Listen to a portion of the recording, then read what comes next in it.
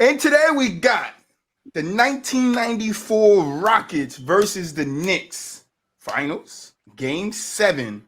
Winner takes all. So we're going to break this game down for you guys. You know, Troy always starts it up. What's up, Mobby? That's what I'm calling you. So Troy's going to start off like this. The game started off, right? Game started off a little slow. You feel me?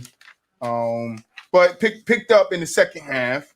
You know, very defensive game. Patrick Ewing, Hakeem didn't really have that many points. I think Hakeem had about 9 to 11 points by the time the second quarter ended. Kind of picked up the rest of his points third, fourth quarter. But I'm gonna get to the keys to the games because I don't know if you guys caught on the things I caught on. So we looking at stats, for both teams. It's pretty even. Knicks took 78 shots, made 31. Rockets took 73, made 34. Field goal percentage, 39.7 to 46. The Rockets, you know how I do it with the you know how I do it. The Rockets got most of the slate. You feel me? It's only they lost in rebounds, and they had it was just rebounds. That's all they lost in rebounds the whole game. But my key to the games are both teams, like I said, started off good defense. That's what you like to see. Patrick Ewing definitely was hesitant in that first quarter to shoot the ball, to get into his spots. He was a little uncomfortable. Hakeem did start off kind of slow too. I like the fact that we got both those big men in the games early. They were swinging it down, loaded them from the start of the game. I think Hakeem got the first touch of the game. They got the tip. I think it was the Rockets who got the tip. Got the tip. Hakeem touches the ball right away. Then right on the other end, it goes right to Patrick Ewing. So you like to see your two stars get involved early. Second key to the game for me was Vernon Maxwell. Vernon Maxwell, even he had 21 points, I believe. It was 21 with 4 assists, 6-11 shooting, 2 for 6 from the three-point line. I would say that's another thing. Rockets took a lot of threes in this game. But Vernon Maxwell was key for them in that starting lineup. And then I would say Kenny the Jet Smith right behind Vernon. Kenny gave him 11 points. Vernon Maxwell gave him 21.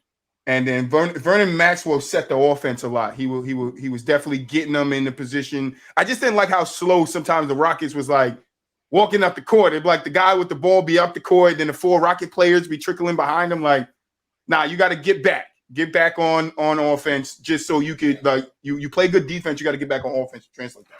I would say my third, and then I got a little slight at the end. My third key to the game is how good they play defense on Patrick Ewing, making him uncomfortable because we all know he can put a lot of buckets up. That is Patrick. Patrick could give you some work. He had 17 points to finish the game. That is great. John Starks. John Starks.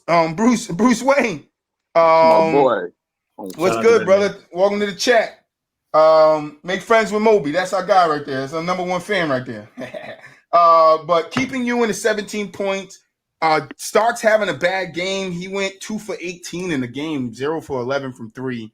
And I know the coach kept him in the game because you don't want to go away from a player like Starks. But coach, you got to get somebody else in that position that can produce you some offense. This was a very close game. Anybody could have won it.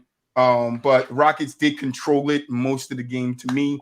And my last and final key was Big Shot Bob had 8 points. To you, Mooch. So the first thing that kind of really stuck out to me in this game was pace. You can kind of tell that was Rudy's more. That was more of his game plan was to push the pace, right? I feel like they kind of knew that Ewing was getting old. His knees wasn't the best, so they knew that they had more youth on their side, so he knew to push the pace. Sam Cassell coming off the bench with his 11 points was key, bro. Was super, super key because he had buckets in clutch places. But this is the thing that really stuck out to me during this game, bro. Robert Horry, although he had his minuscule 8 points, right? He did have 3 steals, so he was working on the defensive end. But his effort in sporadic parts of the game came at good times, and that's what really kind of swung this game because even after there was a point in time in the second quarter where he caused a foul, but he ran into the back of somebody and like kind of like jammed up his finger a little bit. And you can tell like even after that, his intensity picked up, right? Like he was battling that injury, his intensity picked up. Not to mention he was battling a sickness that he was fighting for the rest of the series. So he wasn't really all the way there, right? So he's trying to use all of these tactics, trying to use all of these things to keep himself in the game. And it's working, bro, because he off rip gets the first bucket of the game, right? Quick dunk as soon as they get the tip. So he's trying to get himself even more focused, even more. And that's the reason why he's fouling, because he's trying to get himself into the game. He's trying to keep himself in high energy. And it's working because he's in the passing lanes. He's guarding their best player. Starks is absolutely horrible in this. Oh my goodness gracious. Oh my gosh, John, bro. If there was a time where somebody should just be like, hey, come here. Just come sit down. I know it's game 7, big dog. Trust me, I get it. But your time is done, my man. Just come sit down right here next to me. Okay. Oh man. This game play out. Because there's no way, bro. 0 of 11, my guy, from 3. That is, bro. I would have took him out after the 5th one. I'm sorry. No, you got to come out. That's not good. Patrick Ewing really didn't have a good series. I didn't expect him to have a good game this game. He was really inefficient from the field. And honestly, bro, when you looked at Patrick Ewing in this game, he just looked unengaged. He really didn't look like he wanted to from the very beginning. From the start of the game, bro. He really didn't look like he wanted to play like that. And coming out like that in the game 7 of the finals in that pivotal game, you can't do that. Charles Oakley, I seen nothing from him. Nothing from him, bro. If it wasn't for Derek Harper, bro, they would have got blown out this game, and it would have been embarrassing. Honestly. I mean, I would say Oakley did give him. He was sticking Hakeem. He was, and I will give some Oakley good this defensive stints. I would give Oakley this because he crashed them boards something crazy. Yeah, he had 14 of them things. He crashed them boards something crazy. So he was very physical. He was very physical on the boards, but. As far as scoring wise, I feel like they needed just a little bit more of him, but he did do his job on defense. He was. They got nothing from the bench, but I really didn't expect him to get anything from the bench like that. Like I said, without Derek Harper's 23 points, bro, they damn near get blown out, and it's not a pretty game. But I want to give credit to Vernon Maxwell, bro, because every time he touched the ball, he was just I'm thinking make the right plays with him. I'm thinking score right now. I'm thinking put the ball in the hole. I'm thinking give my teammates whoever's open. The basket to put the ball in the hole. I'm thinking win, and you can tell that was his mentality from the jump, bro. So that's what I seen. What?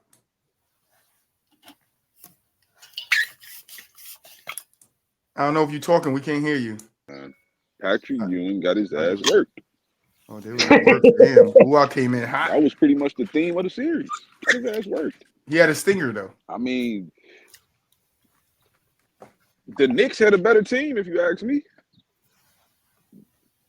Honestly, they didn't have their best players show up in the way that he should have shown up. 18 points, 13 rebounds on 36% from the field is atrocious. 5 turnovers. 3 fouls. DJ, I guess Buwa done. I got a quick breakdown. Patrick Ewing got shit on. Go ahead, DJ.